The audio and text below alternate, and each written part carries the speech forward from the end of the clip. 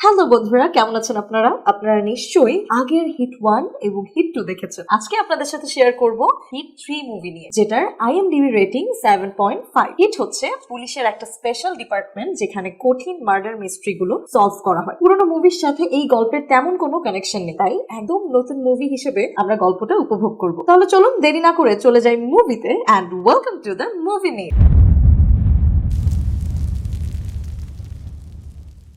Movie শুরু হয় অর্জুন নামের এক হিট অফিসার থেকে, যাকে গ্রেফতার করা হয়েছিল। এখানে আমরা জানতে পারি যে অর্জুন কিছু মার্ডার করেছিল, সেই কারণেই তাকে গ্রেফতার করা হচ্ছে। এরপর অর্জুনকে জেলে নিয়ে যাওয়া হয়। সেখানে কয়েদিরা তার উপরে খুব বেশি ক্ষিপ্ত ছিল, কারণ অনেক কয়েদি তার কারণেই জেলে এসেছে। এই কারণটাতে তাকে মারতে উচিত অনেক কয়েদি, কিন্তু একজন এসে সেই কয়েদিদের থামিয়ে দেয় আর অর্জুনকে নিয়ে যায় তার সেলে। সেখানে অর্জুনের সাথে আরেকজন কয়েদির দেখা হয় আর অর্জুনকে জিজ্ঞাসা করে সে এখানে কেন এলো, সে তো পুলিশ। এরপরেই আমরা অর্জুনের পেছনের গল্পটা শুনতে পারি। এখানে আমরা অর্জুনকে দেখি যে সে একজন মানুষকে বেঁধে নিয়ে আসে এবং নির্জন জঙ্গলে তাকে ঝুলিয়ে নৃশংসভাবে মেরে ফেলেছে সে, আর পুরো ঘটনার একটা সুন্দর ভিডিও রেকর্ড করেছে সে। এরপর অর্জুন যথারীতি তার অফিসে ফিরে আসে। এখন তার কাছে একটা কল আসে যে কাছেই একটা জঙ্গলে মার্ডার হয়েছে। তারপর অর্জুন তার টিমের সাথে সেই মার্ডারের তদন্ত করতে চায়, যেটা সে নিজেই করেছে। অর্জুন মার্ডার এমন ভাবে করেছিল যে তার বিরুদ্ধে কোনো প্রমাণই পাওয়া যায় না, তাই তার টিমের সদস্যরাও অর্জুনের প্রতি কোনো সন্দেহ করে। এরপর অর্জুন যখন বাড়ি ফিরে আসে, তার বাবা তাকে বলে যে শীঘ্রই তুই বিয়ে করে নে। এখানে আমরা জানতে পারি অনেক বছর আগেই অর্জুনের মায়ের মৃত্যু হয়েছে, তাই সে তার বাবার সাথে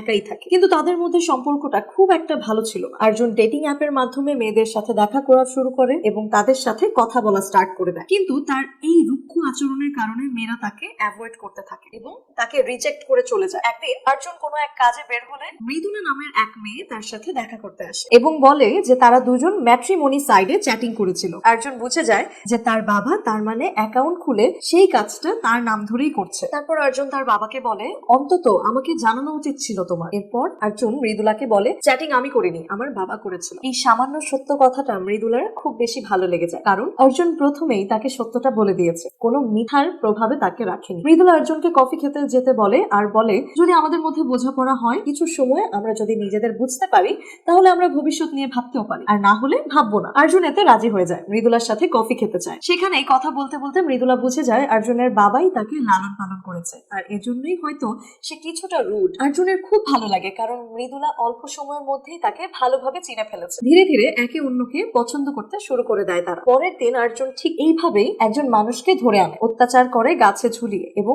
ভিডিও চালু করে তাকে মারতে শুরু করে। ঠিক মারতে যাওয়ার টাইমটাতেই বর্ষা নামের তার ডিপার্টমেন্টের এক পুলিশ তাকে এসে থামায়। অর্জুন রেগে যায় আর বর্ষাকে চেয়ারে বেঁধে রাখে। তখন অর্জুন তার আরো একটু পেছনের গল্প বলে। কিছুদিন আগে অর্জুনের যখন ট্রান্সফার জম্মু কাশ্মীর শ্রীনগরে হয়েছিল, সেখানে গিয়ে অর্জুন জানতে পেরেছিল একটা মার্ডার হয়েছে। আসলে যার মার্ডার হয়েছে সেই মানুষটার 3টি অঙ্গ কেটে নেওয়া হয়েছিল এবং নৃশংস ভাবে তাকে মার্ডার করা হয়েছিল। অর্জুন সেই মার্ডারের তদন্ত করতে গিয়ে খুনিকে ধরে, কিন্তু খুনি কিছু বলছিল না, মুখ থেকে একটা শব্দও বের করছিল না। অর্জুন তার জিনিসপত্র চেক করেও কোনো প্রমাণ খুঁজে পায়নি। অর্জুন যখন বসে বসে ভাবছিল, ঠিক তখনই সে নিউজ দেখে বিহারে ঠিক একইভাবে আরো একটা মার্ডার হয়েছে। অর্জুন অবাক হয়ে যায় যে একই পদ্ধতিতে দুটি মার্ডার ভিন্ন ভিন্ন জায়গাতে কিভাবে সম্ভব। সে তার সহকর্মীকে বলে বিহারের পুলিশের সাথে যোগাযোগ করতে আর সেই খুনি সম্পর্কে তথ্য নিতে, কিন্তু বিহারের পুলিশ ভালোভাবে রেসপন্স করছিল না। তাই অর্জুন সিদ্ধান্ত নেয় সে নিজেই বিহারে যাবে আর সেখানে সেই খুনির সাথে কথা বলবে। অর্জুন বিহারে গিয়ে সেই খুনির সাথে দেখাও করে এবং খুব অ্যাটিটিউড দেখাচ্ছিল সেই খুনি। অর্জুন জানতে পারে যে সেই খুনি একজন রাজনীতিবিদের সাথে সংযুক্ত, আর রাজনীতিবিদেরা এই পুলিশ স্টেশনে হামলা করার জন্য এবং খুনিকে ছাড়িয়ে নেওয়ার জন্য আসছিল। অর্জুন এটি শুনে খুনিকে নিয়ে শ্রীনগরের উদ্দেশ্যে রওনা হয়। পথে তাদের উপর হামলাও হয়, কিন্তু অর্জুন প্রচুর পরিমাণে ফাইট করে শেষ পর্যন্ত সে খুনিকে নিয়ে শ্রীনগরে আসে। অর্জুনের সিনিয়র অফিসার তাকে বলে যে এত রাগ দেখানো একদমই উচিত না, একটা বিষয় নিয়ে এত সিরিয়াস হওয়া উচিত না। কিন্তু অর্জুন বলে এইভাবে এখন পর্যন্ত 13টা মার্ডার হয়েছে, যেটা খাতা কলমে, আরো কতটা হয়েছে এটা কেউই জানে না, এবং এখনই যদি এই দিকে নজর না দেওয়া হয় তাহলে এই মার্ডারের সংখ্যা আরো বেশি বাড়বে। অর্জুন সেই দুইজন খুনিকে জিজ্ঞেস করে যে তারা একে অপরকে চেনে কিনা, একই পদ্ধতিতে মার্ডার তারা কিভাবে করেছে। তারা কিছুই বলতে চায় না, একদমই মুখ খুলতে চায় না, কিন্তু অর্জুন চালাকি করে কিছু তথ্য তাদের কাছ থেকে বের করে নেয়। অর্জুন 3টা অক্ষর শুনতে পায়, সেটি হচ্ছে CTK।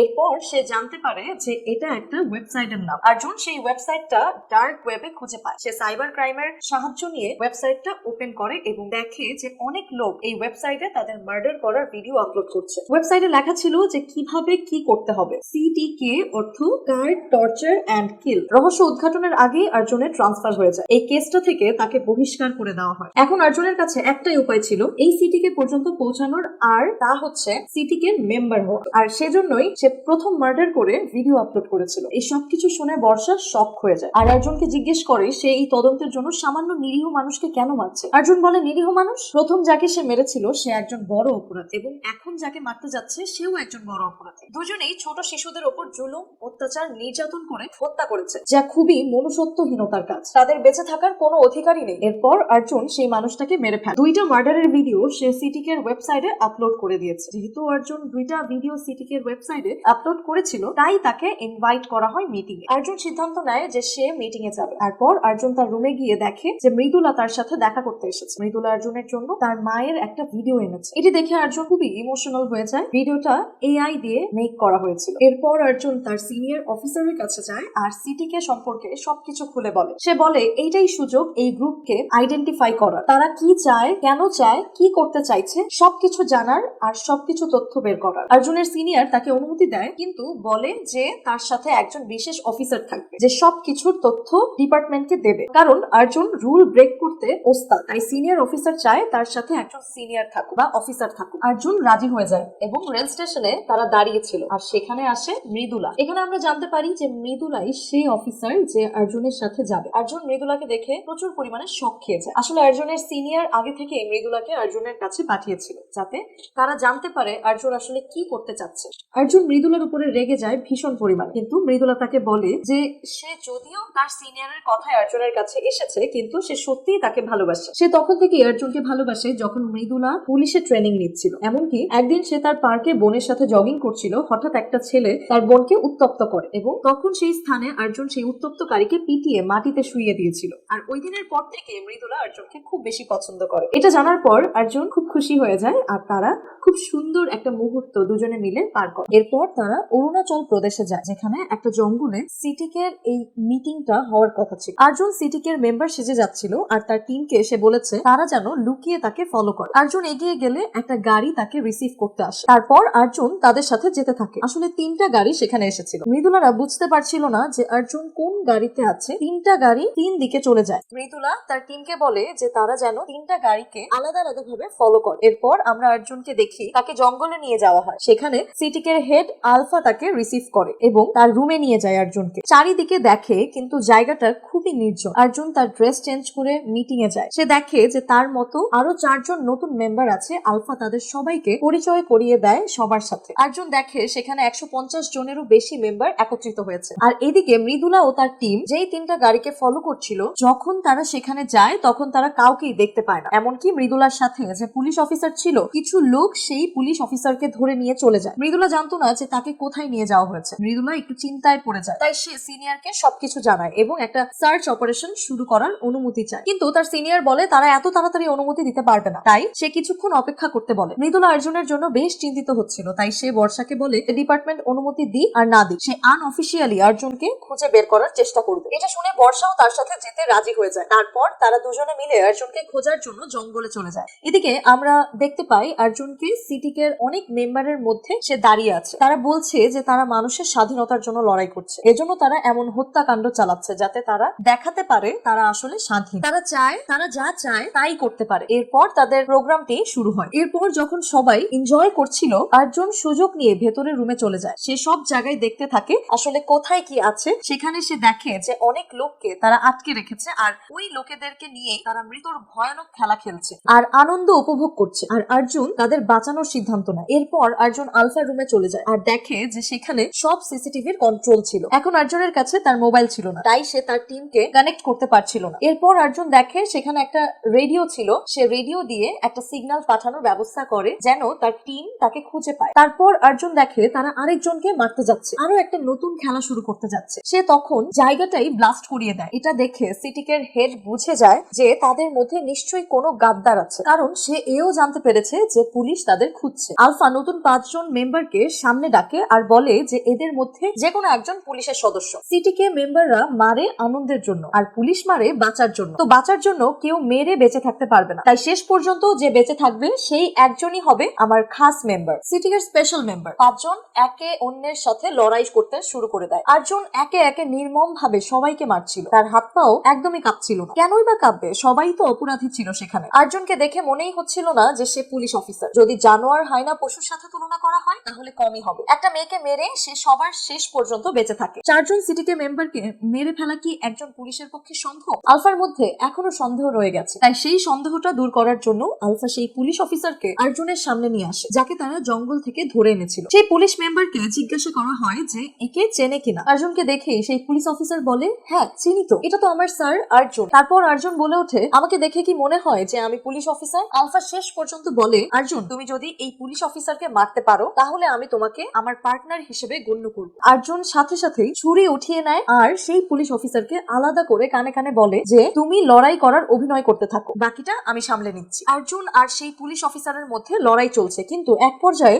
আলফাকে একজন এসে জানায় যে সেই 4 জনের মধ্যে যারা মারা গিয়েছে তাদের একজনের রুম থেকে রেডিওর কিছু সরঞ্জাম পাওয়া গেছে। তখন আলফা থামিয়ে দেয় অর্জুনকে আর বলে যে অর্জুন, আমি বিশ্বাস করেছি তুমি অরিজিনাল সিটিকে মেম্বার, আর পুলিশ যে ছিল, যে গাদ্দার ছিল, তাকে তুমি আগেই মেরে ফেলেছো, তো এই পুলিশকে আপাতত না মারলেও চলবে, আমরা সবাই মিলে তাকে মারবো। আলফা এই পুলিশ অফিসারকে সবাই মিলে মারতে চায়, কিন্তু অর্জুন বলে এর কাছ থেকে আমি তথ্য বের করব, আসলে তারা কিভাবে এই সবকিছুর তথ্য খুঁজে পাচ্ছে সেটা আমি জানার চেষ্টা করব। তাই আলফা অর্জুনের উপর বিশ্বাস করে সেই পুলিশ অফিসারকে তার হাতে দিয়ে দেয়। এরপর অর্জুন সেই পুলিশ অফিসারকে নিয়ে একটা কেজে যায়, সেই গোপন আস্তানায় যেখানে বাকি লোকদের আটকে রাখা হয়েছিল। অর্জুন সেই পুলিশ অফিসারদেরকে বলে, সব লোকেদেরকে নিয়ে তুমি এখান থেকে বের হয়ে যাও, বাকিদের আমি সামলে নেব। এরপর আমরা মৃদু লোকে দেখি যে সে রেডিও অন করে কোনো মতে অর্জুনের রেডিও সিগন্যাল ট্র্যাক করার চেষ্টা করছে। শেষ পর্যন্ত মৃদুলা সেই সিগন্যাল খুঁজে পায়, আর এদিকে আলফা সর্বশেষ একটা গেম খেলার আয়োজন করে, আর সেই গেমটা একটা বাচ্চাকে মারার। 9 মাসের বাচ্চা। মানুষ যে কাউকে মারতে পারে, কিন্তু একটা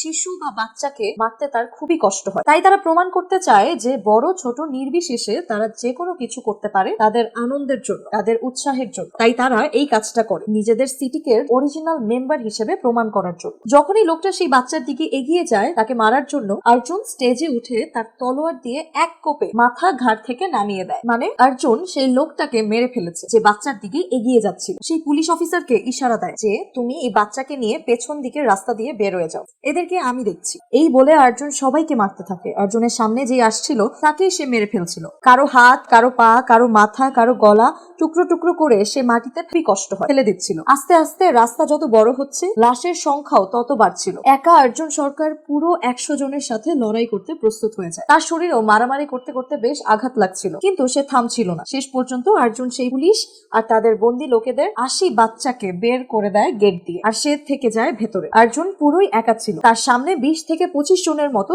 সিটিকে মেম্বার ছিল, কিন্তু অর্জুন প্রচুর পরিমাণে হাসছিল, কারণ সে জানে যে সে এবার কি করতে চলেছে। তো যখনই সে উঠে দাঁড়াবে ঠিক তখনই পেছন থেকে একজন পুলিশ অফিসার এসে গুলি করতে শুরু করে।